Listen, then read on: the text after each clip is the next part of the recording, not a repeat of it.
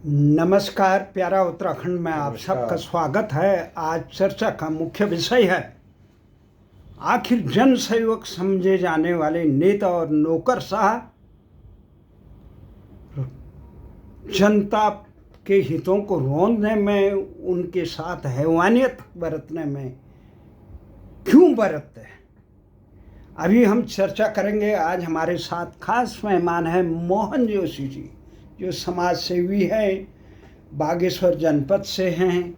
उत्तराखंड आंदोलन से लेकर विभिन्न आंदोलनों में प्रमुखता से सहभागी रहते हैं। कल उन्होंने बताया कि गिरदा का भी यहाँ पे स्मृति दिवस कुछ मित्रों ने मनाया, तो उनकी स्मृति को नमन करते गिरदा भी एक प्रकार से जन सरोकारों से जुड़े हुए एक पुरोधा थे, उत्तराखंड के हक हकूक़ों के लिए समर्पित थे।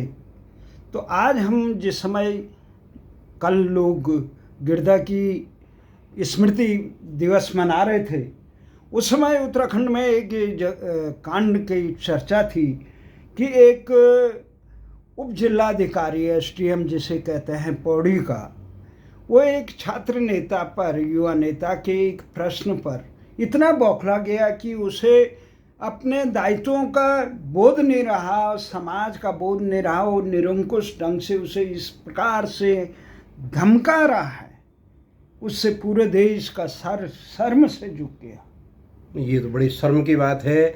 और वहीं देखो मोहन जोशी जी, आज एक और प्रकरण आया पटना में, एक एडीएम रोजगार के लिए अतिरिक्त जिला अधिकारी जो है, वो जो शिक्षक अभ्यर्थी थे और वो हाथ में तिरंगा लेके चल रहे थे अपनी मांगों को शांतिपूर्ण ढंग से, उसको इतने लठ मारता है निर्ममता से, हैवानियत की पराकाष्ठा, उसे देखकर तिरंगा का भी सम्मान नहीं करता है और इस ढंग से वो करता है। अब दूसरी तरफ हम देखते हैं कि ये आजकल की नहीं है, उत्तराखंड में भारतीय जनता पार्टी की सरकार है, डबल इंजन की सरकार है, वहाँ ये चरित्र है। उधर हम देखते हैं कि अभी बिहार में नीतीश कुमार जो है, आज शासन के नाम से चंद दिन पहले भारतीय जनता पार्टी के पास थे, अब अवसरवादी बन के वो चले गए लालू नंदन तेजस्वी यादव की राष्ट्रीय जनता दल और कांग्रेस के साथ सरकार। परंतु जो चरित्र है नौकरशाही को, वो नहीं बदला। तो ये जो चरित्र है, तो हमने देखा कि आपको भी मालूम होगा कि 1994 में जो मुजफ्फरनगर कांड हुआ था, उसमें उत्तराखंड के लोग लाल किले में जो रैली थी 2 अक्टूबर 94 को, उसमें सम्मिलित होने के लिए शांतिपूर्ण ढंग से आ रहे थे। उत्तर प्रदेश में मुलायम का सरकार थी और दिल्ली में कांग्रेस के नरसिंह राव की सरकार थी। नरसिंह राव जो था कि वो तेलंगाना के मुद्दे से, उत्तराखंड मुद्दे से बहुत आक्रोशित था और उसने मुलायम सिंह को सबक सिखाने के लिए कहा कि आप ये जो उत्तराखंड के लोग दिल्ली आ रहे हैं, इनको रोके। मुलायम सिंह भी राजनीति की, अगड़े पिछड़े की राजनीति के नाम पर उन्होंने वहाँ पे जो जघन्य अत्याचार किया, उसमें जो तत्कालीन डीएम थे अनंत कुमार सिंह मुजफ्फरनगर के, उसका बयान आया था, अंधेरी रात में इस ढंग से औरत मिल जाए। तो इस प्रकार का हैवानियत वाला बयान था। पर उस हैवानियत के अधिकारी को हम ये देख रहे हैं कि उस समय कांग्रेस और मुलायम की सरकार थी, जो समाजवादी लोहिया के नाम पे सरकारें चलाते हैं, गांधी के नाम पे सरकारें चलाते हैं। आखिर क्या कारण है कि ये लोग इस प्रकार से जघन्य कांड करते हैं? जोशी जी नमस्कार। रावत जी, जैसे आपने बताया, एक बहुत ही ज्वलंत मुद्दा है।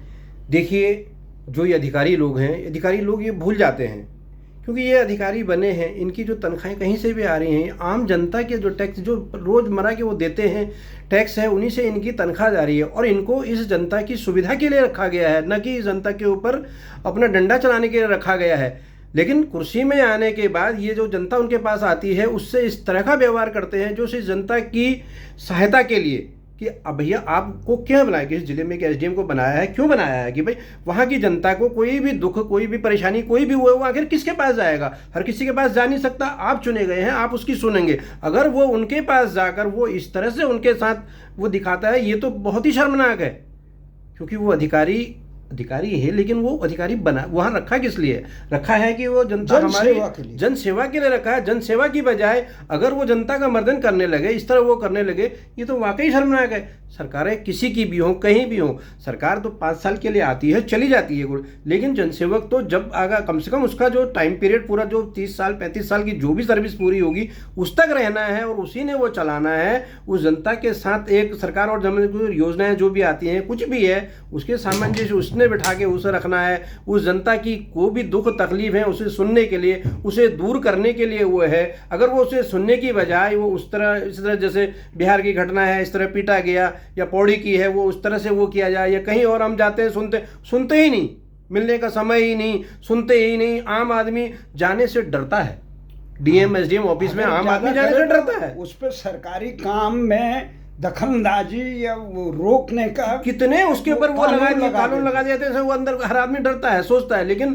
जिस आदमी को पता नहीं ये हमारी उसके लिए है, हमारे लिए है, हमारी सेवा के लिए है, लेकिन फिर भी आदमी डरता है। वो जाके कहीं भी, कई बार देखा हमने, यही कहीं आता है, कई एमएसडीएम जो है मतलब मारा, मतलब हाथ भी लगा, मतलब पीट देते हैं लोगों को। ये तो बहुत ही शर्मनाक है। जोशी जी ने जो बताया कि जो चरित्र है आम जन सेवक का, जन अधिकारियों का, नेताओं का, कि किस प्रकार से हमारे, इसका मूल कारण क्या है? इसका मूल कारण है 1947 में भले ही हम आज़ाद हो गए, परंतु देश के हुक्मरानों ने देश के नौकरशाहों, नेताओं और नौनिहालों को, नागरिकों को लोकशाही का पाठ ही सबक ही नहीं पढ़ाया कि लोकशाही होती क्या है। वही अंग्रेजों की लुटेरी व्यवस्था इस देश में बना दी, वही अंग्रेजों की लुटेरी शिक्षा व्यवस्था इस देश में थोप दी। अंग्रेजों ने जो शिक्षा व्यवस्था और तंत्र यहाँ बनाया था, नौकरशाही बनाए थे, वो इस देश को लूटने, खसोटने और इसको गुलाम बनाने के लिए रखा हुआ था। उनकी जनसेवा से कोई सरोकार नहीं था। उनका सरोकार था इस देश को कितने मजबूती से, कितनी निर्ममता से अंग्रेजों का गुलाम बनाना। तो इसमें यह होना चाहिए था कि भारतीय शिक्षा, भारतीय संस्कृति के मूल्यों की शिक्षा, लोकशाही क्या होती है। सबसे बड़ा दुर्भाग्य कि भारत के राजनेता हैं, राजनीतिक पार्टियां हैं, उनमें टिकट का बंटवारा जाति के आधार पर करते हैं, पैसे के आधार पर करते हैं। ये नहीं देखते हैं कोई चरित्रवान है, जनसेवा की है, इसके दृष्टिकोण क्या है, इसने अब तक काम क्या किए। वो ये केवल ये देखते हैं कि ये 1, 2, 5 करोड़ रुपए तक कौन पैसा लगाएगा, कौन पार्टी फंड में देगा, कौन नेताओं की तिजोरी भरेगा, कौन उनके हितों का स्वार्थ करेगा, भले ही वो जनता के खिलाफ हो। इस प्रकार के लोगों को अभी तक जो आंकड़े आ रहे हैं, देश की विधानसभा, लोकसभा और इस प्रकार के संस्थानों में जो लोकतंत्र संचालित होता है, वहाँ ये अपराधी प्रवृत्ति के तत्वों की भरमार हो चुकी है। अब जब शिक्षा ही भारतीय मूल्यों की, अभी हमने देखा कि नोएडा में एक महिला जो अधिवक्ता है, जिसकी शिक्षा दीक्षा अमेरिका से लेकर दुनिया भर के संसार के बड़े उसमें ये कानून के संस्थान में हुई, और वो यहाँ पर अधिवक्ता भी हैं, वो एक सामान्य आदमी से, एक चौकीदार से जो वहाँ पे है, उससे किस प्रकार का व्यवहार कर रही है। तो ये कमी हमारी शिक्षा संस्थानों में है, ये कमी हमारे देश के व्यवस्था में है कि हम देश के नागरिक को ये शिक्षित नहीं कर पाए। अभी हमने देखा ये यहाँ पे दिल्ली में जो सरकार आई है, अरविंद केजरीवाल की सरकार आई थी, वो यहाँ पे क्या कहते हैं, भ्रष्टाचार को मिटाने के लिए, भ्रष्टाचार के विरोध में। अब उस आंदोलन में हम लोगों ने भी भाग लिया बड़ी मजबूती से कि अन्ना आंदोलन में कि भ्रष्टाचार मिटे।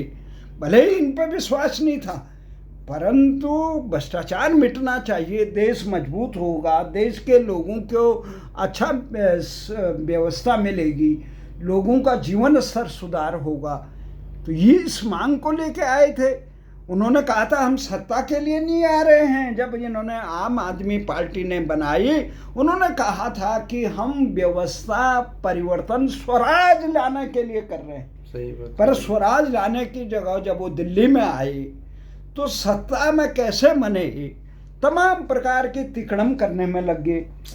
यहाँ पे शराब का गठर बनाने पे लग गए। गांधी जी का और भगत जी और अंबेडकर जी का नाम लेने वाले ये क्या कहते हैं केजरीवाल और उनके मनीष सिसोदिया, भले ही आज जब अपने को बेनकाब हो गए तो वो कह रहे हम अच्छी शिक्षा दे रहे। क्या शिक्षा दे रहे थे भाई तुम? अंग्रेजी में गटर बटर सिखाने से बच्चों का शैक्षणिक स्तर नहीं सुधर जाना। दिल्ली में सरकारी स्कूलों का शिक्षा स्तर जब केजरीवाल यहाँ दिल्ली में नहीं आए होंगे उससे पहले से ठीक था। सही था। हमने ये देखा जब हम 78-80 के दौर पे यहाँ पढ़ रहे थे तो ये शक्तिनगर, रूपनगर से लेकर रामजस स्कूल से लेकर कई सरकारी स्कूल बहुत अच्छे बेहतर ढंग से चल रहे थे। परंतु 2-4 विद्यालयों में कांग्रेस और भारतीय जनता पार्टी ने शिक्षा और चिकित्सा में थोड़ा ध्यान दिया। ये एक का काम करते हैं, 100 का गुना देते हैं। ये इनका वो है। और काम भी न करके, जैसे यहाँ पे शिक्षा विश्वविद्यालय की बात कही इन्होंने, खेल विश्वविद्यालय की, वो बनाया ही नहीं और उसके प्रचार में करोड़ों रुपए खर्च कर दिए। तो इस प्रकार का जब यहाँ शराब की नीति बनाई, शराब की नीति में इन्होंने ये कर दिया कि जो 143 कुछ करोड़ यहाँ आने थे सरकार के खजाने में, जो लाइसेंसिंग से शराब व्यापारियों से लेने थे, उसको माफ कर दिया। अरे 143 करोड़ दिल्ली के खजाने में, जिससे लोगों को, आम बच्चों को शिक्षा, चिकित्सा और गरीबों को घर और सड़क इत्यादि का मिलता था, वो उन्होंने माफ कर दिया। क्यों किया आपने माफ? क्या वो बेचारे गरीब लोग थे जिनको माफ किया? वो शराब के बहुत गन्ना सेठ व्यापारी थे। किस हित में किया? जब प्रश्न पूछा गया तो पॉलिसी बदल दी। अब कह रहे हैं हम शिक्षा अच्छा कर। क्या खाक शिक्षा? नहीं, अब ये पूछो, अगर अच्छी पॉलिसी थी तो वापस क्यों ली? अगर खराब थी वापस लेनी पड़ी। खराब थी तो लाए क्यों? इसका कोई जवाब ही नहीं है उनके पास। ये है कि ये भी मॉडल भारत के लिए जो आप वाला जो है वो भी देश के लिए उचित नहीं है। हमारा ये मानना है देश में भारतीय शिक्षा, भारतीय मूल्यों की शिक्षा, जिसमें कहा जाता है सर्वे भवन्तु सुखिनः, सर्वे सन्तु निरामया के लिए, सबके कल्याण के लिए, यहाँ तो शिक्षा व्यापार, विद्या व्यापार, चिकित्सा व्यापार, सारा व्यापार करके मानवता को त्रस्त कर दिया। किस प्रकार से कोरोना महामारी में लोगों को बिस्तर नहीं मिल रहे थे, खाना नहीं मिल रहा था, यहाँ से जा रहे थे बसों में, आनंद विहार में इतना बुरा हाल हो गया था। सारा त्रस्त, व्यवस्थाएं त्रस्त इसलिए थी क्योंकि व्यवस्थाएं सरकारी, जो आम जनता की सुविधा के लिए सरकार ने व्यवस्था बनानी थी, वो निजी हाथों में सौंप दी थी। उस पर उदासीन हो गए थे पूरी व्यवस्था। इसलिए ये होना चाहिए कि देश की शिक्षा भारतीय भाषाओं में, भारतीय मूल्यों वाली, सबके कल्याण की शिक्षा होनी चाहिए, न कि अंग्रेजी लुटेरों की। जो अंग्रेजी 1800 उसमें लॉर्ड मैकाले ने भारत में इंग्लिश एजुकेशन एक्ट स्थापित किया, जो ईस्ट इंडिया कंपनी के बाद यहाँ पे अंग्रेज सरकार ने यहाँ पे जॉर्ज पंचम की ताजपोशी हुई, वो लुटेरी व्यवस्था की थी।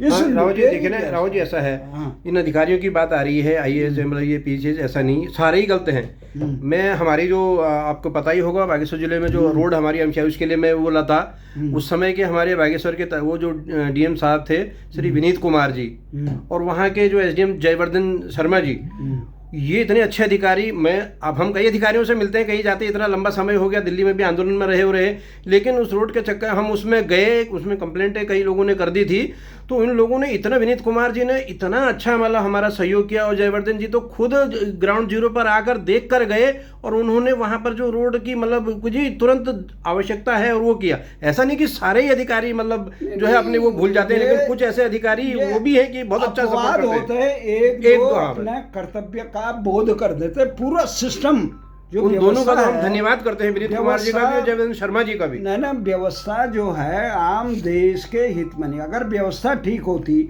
तो देश में इस प्रकार के कार्य नहीं होते। सबसे बड़ी बात है, व्यवस्था को ये बोध नहीं है कि हमें यहाँ जनता की सेवा के लिए आए हैं। वो ये सोचते हैं हम जनता पे एहसान करने आए हैं, ये गलत। और वो अपने आप को देश का शासक समझ बैठते हैं। यही और देश में, अधिकांश देशों में परमानेंट ये स्थायी नौकरशाही नहीं है। कुछ समय के लिए जो सरकार आते हैं वो अपने बरतते हैं। हमारी तो ये मांग है कि नौकरशाहों को परमानेंट जो है स्थायी नौकरशाही हटाकर देश में भी अस्थायी नौकरशाही स्थापित की जाए, जो जनसेवा का करे और भारतीय भाषाओं में भारतीय मूल्यों की शिक्षा देके इन्हें लोकशाही का पाठ पढ़ाए कि तुम जनसेवक हो, जनता की सेवा करना, देश का विकास करना। तुम्हें इतनी तनख्वाहें जो मिल रही, इतनी सुविधाएं मिल रही हैं, सम्मान जो मिल रहे हैं, वो जनसेवा करने के लिए मिल रही है। और तुम जनता को इस प्रकार से रोंदने का काम करते हो, ये बेकार है, गलत है। इसके लिए उन्हें दंडित करना चाहिए। हमारा ये मानना है, पटना के उस अधिकारी को, पौड़ी के उस अधिकारी को सेवा से तुरंत बर्खास्त करके इन्हें कई सालों तक सेवा से बाहर कर दिया जाए और उस स्थान को